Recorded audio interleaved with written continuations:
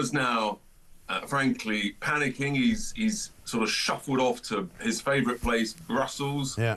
Months. Well done, Rachel. You've borrowed 9 billion more than last year. The whole thing is completely and utterly out of control. These are the worst numbers that I could possibly have imagined. Tice's last budget prediction. Richard Tice just declared that this will be the last budget for both Rachel Reeves and Keir Starmer, predicting their time and power is coming to an end, while Reform UK holds a double-digit poll lead and positions itself to put Nigel Farage in number 10. And whether you think Tice is the political prophet seeing the inevitable, or someone getting way ahead of himself, there's no denying that when the deputy leader of the party currently polling ahead of Labour makes predictions about the government's imminent demise, that's not just opposition rhetoric. That's a declaration of war backed by numbers that make it plausible. So buckle up, because we're about to dissect Richard Tice's savage takedown of Labour's economic management. But before we proceed, please don't forget to hit the subscribe button for more updates on the UK political insight. Thank you. His prediction that unemployment will dominate conversation within months, and his vision for a reform government that would cut vast amounts of wasteful spending, scrap net stupid zero, and bin daft regulations. This is Reform UK at its most confident and most ambitious, and whether they can turn poll leads into actual power is the question that's keeping both Labour and Conservatives up at night. Right, let's start with Tice's central prediction, because it's genuinely bold. He's not just saying Labour will struggle or face electoral challenges. He's declaring with conviction that November 26th will be the last budget either Reeves or Starmer deliver. That's not hedged political commentary. That's a definitive forecast that assumes either electoral defeat, resignation, or internal party rebellion will remove them from power before the next budget rolls around. The confidence behind that prediction is rooted in Reform's polling. They've got a double-digit lead over Labour in recent surveys, which is extraordinary for a party that's still relatively new in its current form. When you're consistently polling ahead of the governing party, predictions about their imminent demise start sounding less like wishful thinking and more like reasonable forecasting based on electoral mathematics. Tice positions himself and Reform as working all hours that God gives to achieve victory at the next election. When asked if Reform can win, his answer is revealing. Yes. Is it easy? No. That's the response of someone who believes victory is possible, but understands the enormity of the challenge. Turning poll leagues into parliamentary majorities requires ground game, candidate selection, money, and avoiding the kinds of scandals that have derailed insurgent parties before. His economic critique of Labour is absolutely scathing.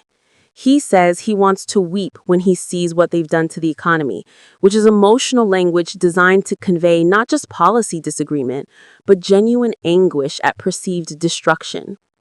He warns that if Reeves launches another tax raid in the budget, more people will lose their jobs and growth will go down, painting the upcoming fiscal event as actively harmful rather than just inadequate. The prediction about unemployment dominating conversation in 6 to 12 months is particularly pointed because it's specific and testable. If unemployment does spike as Tice predicts, he looks prescient. If it doesn't, his credibility takes a hit. Making falsifiable predictions is risky politics, which suggests either genuine confidence in his economic analysis or willingness to gamble on being proven right. His assessment of current economic data is uniformly negative. All of the data is heading the wrong direction: investment, jobs, vacancies, and confidence. Everywhere you look, there's doom and gloom. That's painting a picture of comprehensive economic failure where every indicator is flashing red. He claims the only thing propping up the economy is the sugar rush of often wasteful public sector spending, which frames government intervention as artificial stimulus that's masking underlying collapse. Tice's 3 priorities for a reform chancellor are revealing about the party's ideological commitments. First, cut vast amounts of wasteful spending, which every opposition says, but implementing requires identifying specifically what's wasteful versus essential. Second, scrap net stupid zero, which is reform's deliberately provocative rebranding of net zero climate policies as idiotic rather than ambitious. Third, bin daft unproductive regulations, which sounds straightforward until you're actually governing and discover that one person's daft regulation is another person's essential safeguard. The phrase net stupid zero is particularly calculated because it dismisses climate policy as foolish rather than engaging with the substance of environmental concerns. It's designed to appeal to voters who think climate action is expensive virtue signaling that's harming British competitiveness. Whether that message resonates broadly or alienates environmental moderates will determine how big Reform's coalition can grow.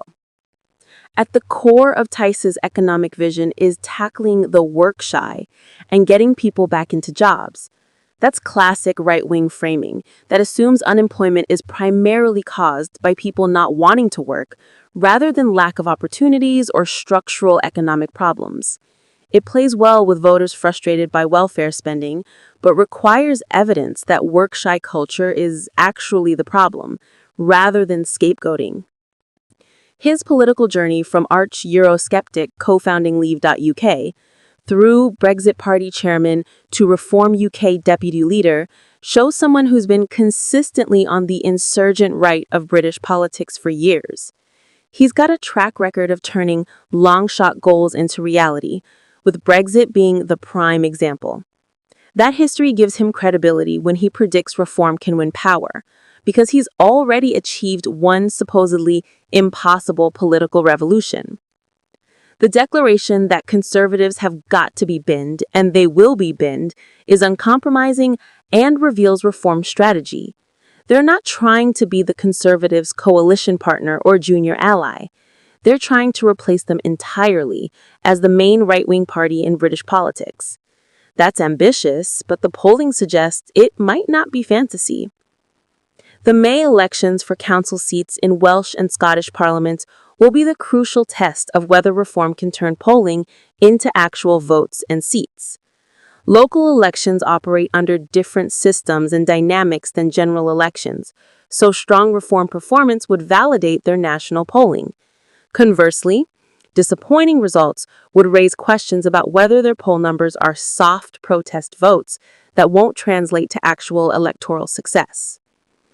Tice's attack on renewable energy links it directly to rising electricity prices, claiming this is destroying industries and visible in everyone's bills.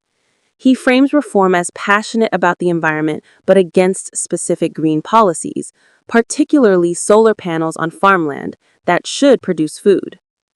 It's an attempt to position reform as pro-environment through different means rather than anti-environment, though critics would dispute whether that distinction holds up.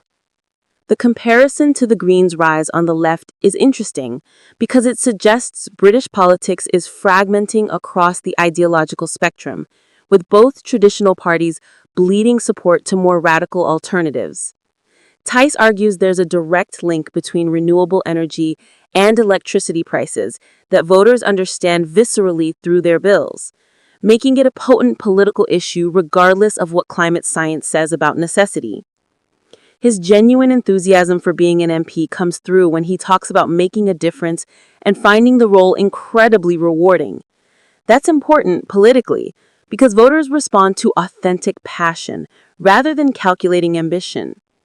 If Tice genuinely loves constituency work in Boston and Skegness, that translates to better representation and stronger local support base.